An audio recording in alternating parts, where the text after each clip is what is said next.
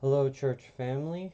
I wanted to take some time, as promised, to talk to you a little bit about our trip to Ecuador this summer. The teens and I shared briefly a few weeks ago, and now that the summer is wrapped up, I just wanted to take a little bit more time to walk through this slideshow and share with you some of the things that we did. And first, I want to say once again, thank you so much to everyone for your support through prayers and through your financial donations. It really was a blessing this trip, and hopefully you will see that Camp Bellevue and the Campbells are ministries and people that are worthy of our support. So let's get right into it here. I'm going to start by showing you just a little bit about the campgrounds in general. First of all, this is the one of the trucks that picked us up from the airport, and we instantly fell in love with these beast of machines right here. It felt like riding in a tank, which was good because people drive pretty crazy in Ecuador, especially the people we were staying with. But the students really loved these trucks, and they were pretty incredible to ride in. This is one of the cabins. You can see Sean in thoughtful prayer there as well. They have, I want to say, 5 large cabins, much bigger than we have out at Yamhill, but they can house quite a few number of students, and they're actually pretty comfy as well. This is the dining hall, and it's the first building that was ever built here. In fact, it has a basement below with storage and more classrooms and things like that. And then it has above, it has housing as well. And then a full kitchen, office, and things like that. So we spent a lot of time here eating and doing crafts and things like that. This is their campfire pit area, which was really cool. It was quite steep, the stairs, but it was a really awesome venue. And the singing was kind of trapped right there because of how it's sunken in there. And we always had really big fires every night that we had campfire. It was a really, really cool place. Here's one of their several basketball courts. They have a few of these, and every year they do a basketball camp, which brings in a lot of kids from just the neighboring towns, and it's a pretty neat thing that they do every summer. They also play soccer on these courts as well, even though they do have a soccer field. The kids like to play soccer on the courts here. This is the living room of our cabin, the boys' cabin, and we would spend a lot of time here, especially in the evenings, maybe debriefing and things like that, and playing games. And so I don't know what day this was of the week, but you can see we're already a little tired here. This is Mount Cayambe, which you can see from the property. It is 19,000 feet to the summit, which is very high. We were at about 9,200 feet, I want to say. But on a clear day, you could see Mount Cayambe from the property, which was pretty neat. All right, here we are getting into Sunday. As many of you saw who were here when we presented, this is their church building in Tabacundo, or actually I think this is in Cayambe also. Oh no, it says Tabacundo right there. Yeah, so it was a little ways from the campground just because there was like construction on some of the roads while we were there, and so it took probably like 10 plus minutes to get there. Um, but as you can see, this is Rusty and Sean. Sean did the Bible class on Sunday, and Rusty would translate. But it was not a very big building. In fact, it was really, it looked like it was just the second story of kind of like a housing unit or something. And Corey helped with leading worship, and this man here is Guillermo, He is Rusty's right-hand man out at the camp, but he's also the minister here at the Tabacundo church. And he would lead singing in Spanish, and Corey would lead it in English, and we would often sing both at the same time, which was really neat. And if you're here on Sunday, these are the chickens that I was talking about right outside of their church building. We went on a few different excursions, especially early on in the week. This is us at the real equator. They told us that this is the real one. There are other places you can go, and apparently it's not the real equator. But my phone confirmed that. They showed us how to get out our phones and look at the compass, and it really was 000, or the coordinates, which was pretty cool to see. And over here on the right, we have a more scientific map of the world, and based on how the world is tilted and things like that, we learned that north is not up, but it's left, which is pretty interesting. So that was really cool to see, just part of their culture, but also learn quite a few things at the museum here. This is in Quito, the capital. We went to a couple different points of interest here, especially some churches. I forget actually the name of the church on the right, but it's the biggest one in town. I can show you inside here in a moment, but you can see it's a really beautiful landscape and a lot of houses there in the background.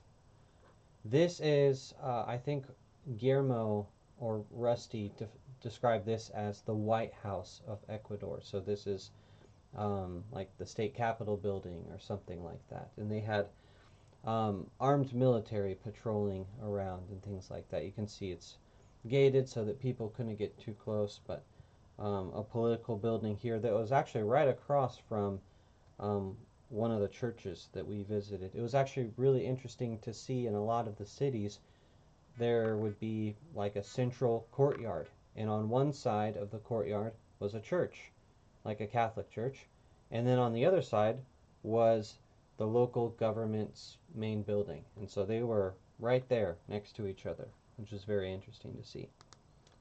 This is the inside of that large church from the previous picture.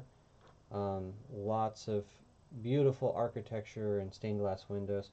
On the left here, this young woman's name is Esperanza, which means hope, and she was kind of like a summer assistant to the Campbells.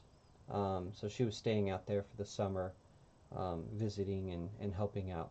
And she was also kind of our guide at the camp and when we went on excursions. That brings us to the main thing we did in our service, which was helping out at the kids camp, which is another one of their camps that they do every summer. This is a couple of their counselors here who decorated this whiteboard, and this says, what can dinosaurs teach us about God? So the theme of the week was dinosaurs. And here are many of the children starting to arrive. Rusty and Laura had some of our students dressed up in these inflatable dinosaur costumes, walking around and meeting the kids. You'll see more of those in a minute. And the building behind them, actually here in the back, this is their auditorium. So you'll see a picture of that next on the inside. And then on the lower level is their medical clinic. Here's the inside of the auditorium. This is like half of it here. You can see some of the really cool balloon decorations that one of the local adults, she has a business doing this, and so she was decorating for their camp. Here we are, many of us playing soccer with the kids as they were arriving, which was one of my favorite things. It was lots of fun, but doing this kind of activity at 9,000 feet was pretty difficult, so I didn't play very long. Here we are at the campfire on, I think, the first night, and you can see how it fills up pretty well. And then this guy right here, this is Rusty, but right now He is oxidado. If you came to our lunch fundraiser many months ago, we showed a video of oxidado, which basically means to rust in Spanish. Um, this is his alter ego, his other persona, where he comes out at campfire as Oxidado, and he's really silly and funny, but also teaching them a lesson about Jesus. And every night he had some kind of crazy over the top object lesson, which was really fun. Here we are teaching the kids how to play kickball, which was really funny. And they took to it pretty well. Soccer obviously is huge over there, and basketball is pretty big. But baseball is not really a thing. And so they didn't know the rules of baseball. And Rusty and Laura thought one of the best ways to teach that would be through kickball, since they're familiar with kicking a ball. And so we did this over a couple days, and this is probably the smallest or the youngest group that we had, so it was very chaotic.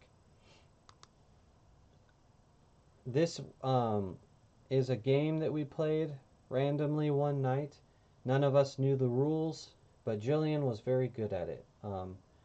It was kind of like a Simon Says group sort of game. I don't really know how to explain it, but Jillian almost won. She was very good.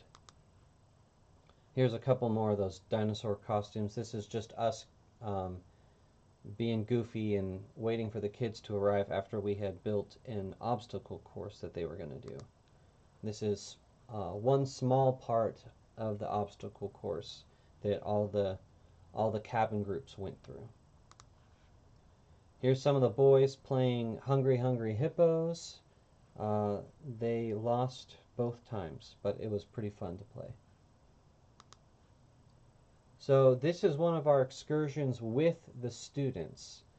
We went to a local theme park that was dinosaur themed, and it fit in really well with the theme, so Rusty and Laura decided to go. I don't think they had ever gone here before, and we didn't know what to expect, and it started raining and thunderstorming, and the first thing that we see is this huge, like 200-foot bridge, and it was a little scary to walk across, especially when you're in another country and you don't really know what safety standards are like, but it was really awesome. And so we kind of walked through this whole dinosaur theme park, and the kids really liked it. Although there was this one part where we walked through, I think it was also a 200-foot tunnel cave, and there were like bats inside, and it was pretty dark. That was not my favorite part, but it was very interesting. Here are just some more dinosaur pictures here. And some of the things we did in our last day or two, one of the things we did was try cuy. So this is like a local delicacy. This is guinea pig, and so the cooks made this special for us after the kids left, and it tastes like greasy dark meat chicken is what I would say. We also went to one of, I think it's the biggest in South America, the biggest indigenous open air market, and so this was just outside of Quito, kind of in between Quito and Tabacundo. And so we spent a couple hours here buying things and haggling. It was really amazing. It took up multiple city blocks. It was huge. Here is a picture of us as we're pretty much getting ready to leave the camp, and we've got, many of us got our ponchos on. And then, as you know, we spent a lot of time in the airport, especially going home. We got stuck in Miami because our flight from Quito left like an hour and a half late. And so I just wanted to capture airport life a little bit. Thankfully, it all got resolved, and we got a pretty nice hotel in Miami for the day, for the evening, and we're able to leave the next day altogether. And while we were in Miami, we decided to just make the best of it, and we took some Ubers down to the beach. You can even see a cruise ship leaving the port there, and the beach was beautiful. The day was nice. We ate at a restaurant together, kind of helped turn the day around after the bad news that we weren't going to be leaving or getting home that day. Here's just another picture of the girls on the beach. And then finally, this is kind of like the bay where cruise ships enter and leave. There's all of our students here just on the rocks outside of the bay area. So we had just a really incredible time. It was so great getting to know Guillermo and Cindy, and Kendall and Esperanza, and Rusty and Laura, and so many others who helped make this place possible. Um, I think it established just a really good relationship with these people in this ministry down there, and I'm hopeful that we will return. I don't know exactly when that will be. I imagine an international trip like this, that takes a lot of time and effort and fundraising. It's not going to be something that we do every year necessarily, but there's a lot of opportunities even outside of our own youth group to do things to support this ministry. Um, and so, once again, I just want to say thank you for all of you who supported us. Um, there are plans being made for Rusty and probably Laura too to come to our church at Newburgh sometime in October. They are making arrangements to visit churches that support them or that have done ministry down there, and they're making plans to come through Newburgh on their way up to Washington. If you didn't know already, the camp was originally built and is supported by the Bellevue Church of Christ up in Washington. And so as Rusty heads up that way, he's going to make a pit stop in Newburgh. So I'll share more about that when we have those details, and hopefully you will come out to hear from Rusty and Laura and to meet them and to hear more about Campamento Bellevue and all the wonderful things that they do. So thanks for listening, and again, thank you for your support.